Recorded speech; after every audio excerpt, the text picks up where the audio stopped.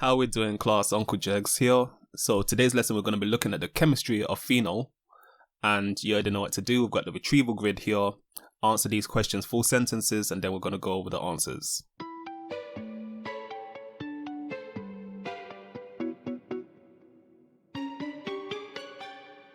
For the nitration of benzene, you're going to need concentrated nitric acid, concentrated sulfuric acid, and also heat at 50 degrees Celsius.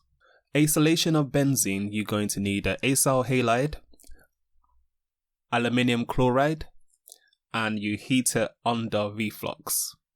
Alkenes have a higher electron density, which induces a dipole. So why now? Why are we learning about the chemistry of phenol now? As always, I've got these two pictures here for you to try and complete these sentence starters. So spend some time, pause the video, and try and write 2 sentences or more about why this lesson is important.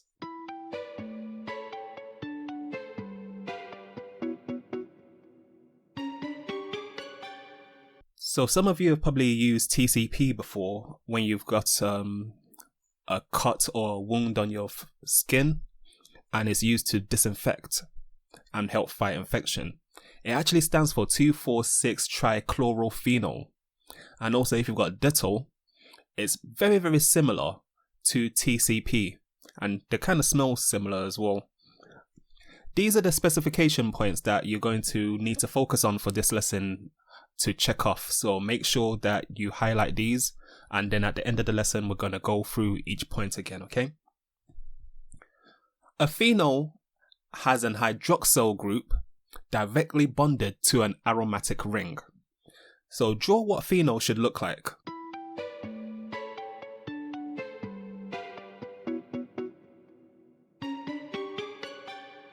We've got a benzene ring and then the hydroxyl group directly attached to that benzene ring. Have a look at each of these structures. Which one is the phenol?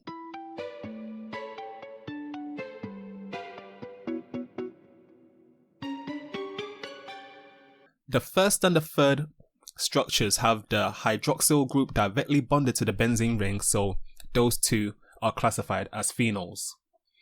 Now, see if you can actually name each of these different substances.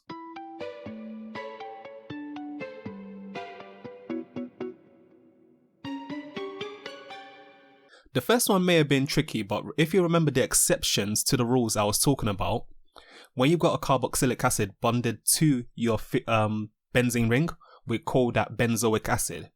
So we actually have 2-hydroxy benzoic acid here. Remember that when you have alkyl group that has a functional group on it, that is going to be the suffix.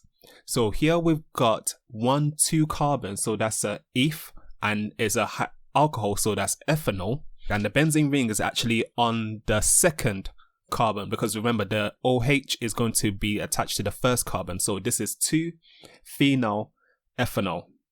And this third one here, we've got the one position where we've got the OH, so this must be 2-nitrophenol. Have a go at naming these compounds now.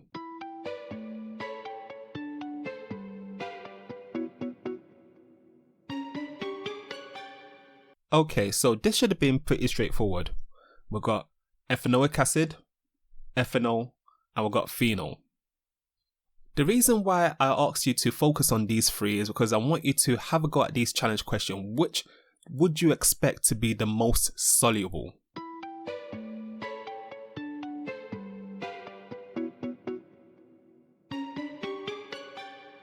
The ethanoic acid is more soluble, and phenols are less soluble in water than alcohols because of the non-polar benzene ring. So that non-polar benzene ring actually makes them less soluble than corresponding alcohols. What I like you to do now is to draw the dissociation of phenol to form a phenoxide ion and a proton. It should be pretty straightforward, even though you probably haven't seen these names before. You're forming a proton from phenol.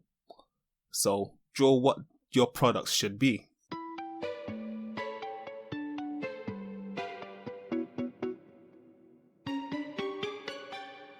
Alright, so we've got our phenol here.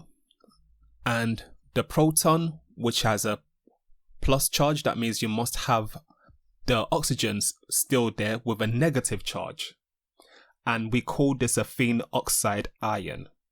What is happening here is that the phenol is acting like an acid because it's releasing a proton. However, phenols are less acidic than carboxylic acid, but they are more acidic than alcohols, because alcohols can do this too, but they don't dissociate as readily.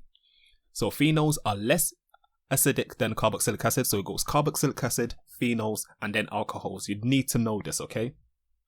So what I'd like you to do now is to match the Ka's of phenol, ethanol, and ethanoic acid with the numbers on the right hand side.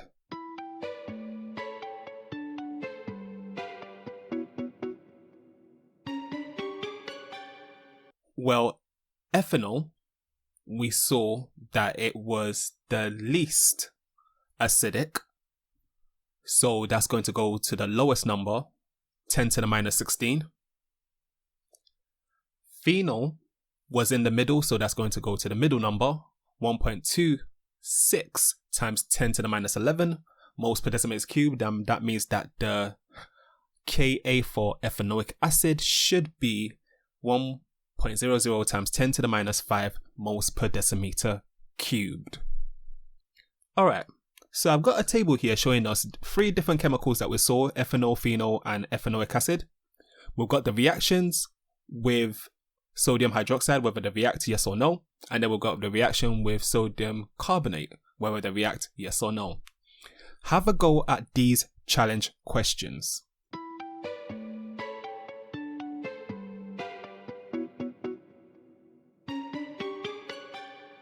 The first question is asking you, what is the weak base and what is the strong base? The 2 bases we have in the table are sodium hydroxide and sodium carbonate. You should know that sodium hydroxide is a strong base, and the weak base will be the sodium carbonate.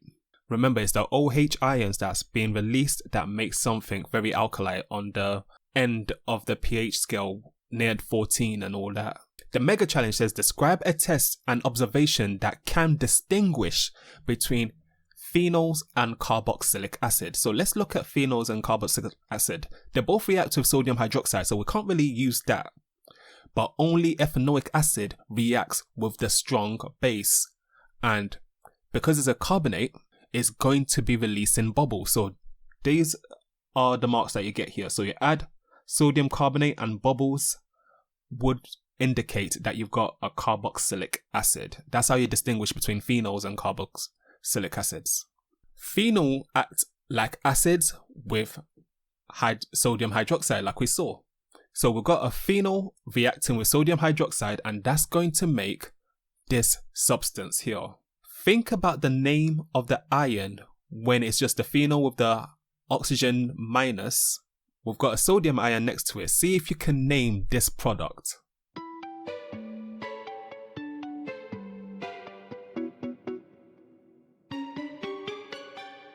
So when we've got the phenol attached to an oxygen that's got a negative charge with it, we call it phenoxide. So this should be sodium phenoxide. Alright, so we're going to look at electrophilic substitutions. We've got electro, which is negative or electron, philic, again loving, substitution, which is replacement. And electrophiles can be defined as electron pair acceptors. You need to know these 2 reactions. You need to know the nitration and the bromination of phenol, okay? So what I'd like you to do is draw the overall formation of 2,4,6-tribromophenol from phenol and bromine. So I'll start you off, okay? We're going to show the overall formation of 2,4,6-tribromophenol from phenol and bromine. You don't have to show any curly arrows, you don't have to do any of that. Just draw what the product should look like.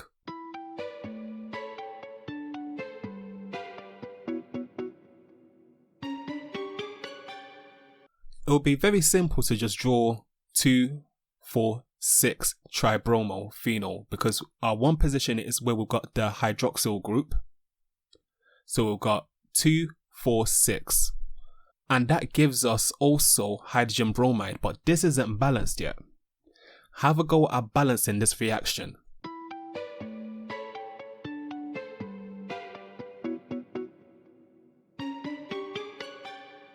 We just have to have 3 moles of our bromine and 3 moles of our hydrogen bromide being released. Now, have a think. We added bromine, but it's in a solution, bromine water. What is going to happen to that bromine water?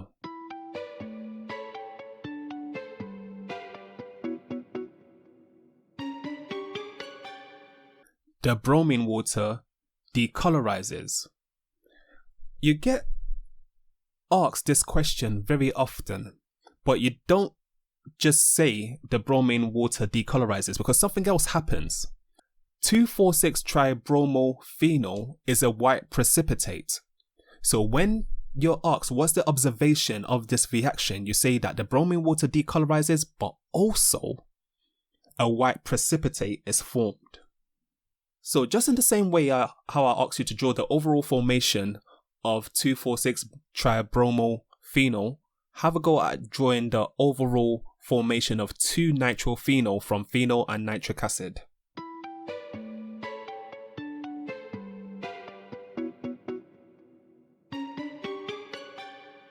Okay, so we've got a phenol and we've got a nitric acid, and we just have to draw a product which is going to have a nitro group on the 2 position. And you should have worked out that you've got water left over. This reaction, however, also forms 4-nitrophenol. This is 2-nitrophenol at the moment, so draw this isomer 4-nitrophenol.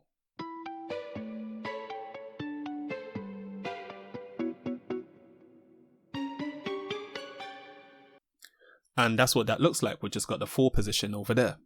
Okay, so how do these reactions actually occur?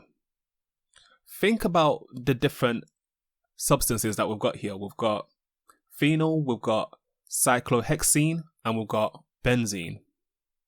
Here's a mega challenge, so it's pretty difficult. Why can phenols act like alkenes?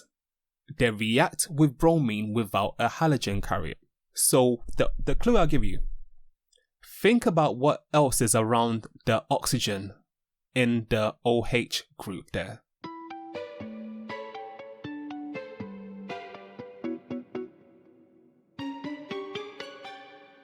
Okay, so around the OH group, around the oxygen specifically, we've got lone pairs of electrons. So think about that.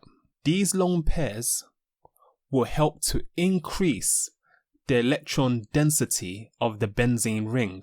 So the extra electrons from the oxygen are enough to induce the dipole on a substance coming close to it. If you remember, the main reason, and that's why I had the cyclohexene there, the main reason why alkenes are more reactive than benzene is because the benzene is delocalized. It has delocalized electrons while the electrons are localized in the cyclohexene. This isn't fully in the specification, but we are going to go through this. This is how phenol used to be manufactured. So benzene reacted with sulfuric acid and sodium hydroxide to make phenol, sodium sulfite, and also water. What I'd like you to do, try and write a balanced equation for this reaction.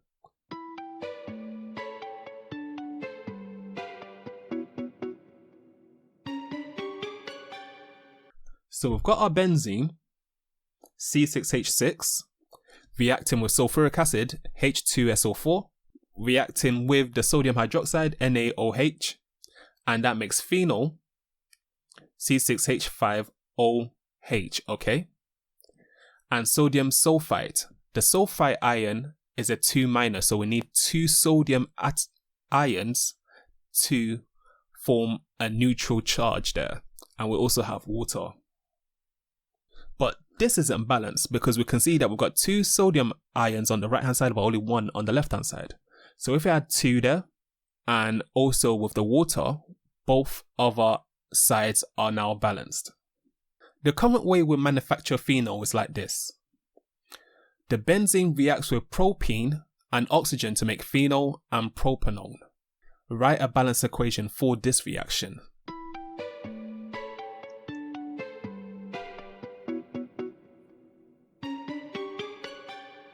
So we've got C6H6, C3H6, and O2.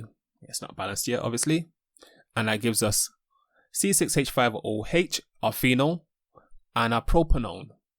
And another important thing that we should note about this reaction is that it gives us a yield of 86%, which is actually pretty good.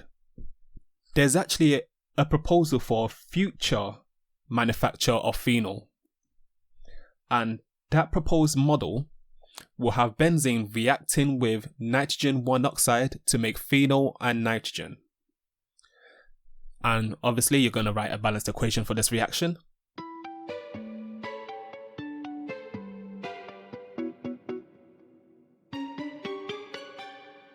Alright, so we've got benzene, nitrogen 1 oxide will mean that we need 2 nitrogen atoms to counteract the 2 negative charge for the oxygen.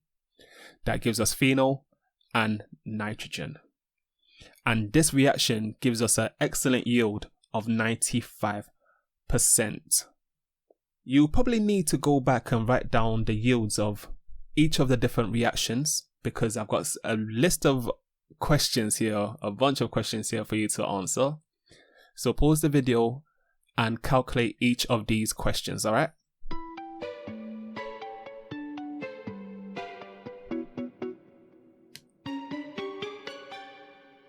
Okay, so get your red pen ready to mark the work.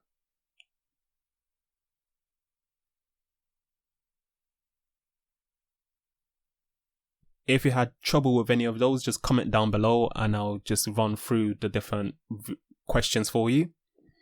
That brings us to the end of the lesson. So we've got our specification checklist here.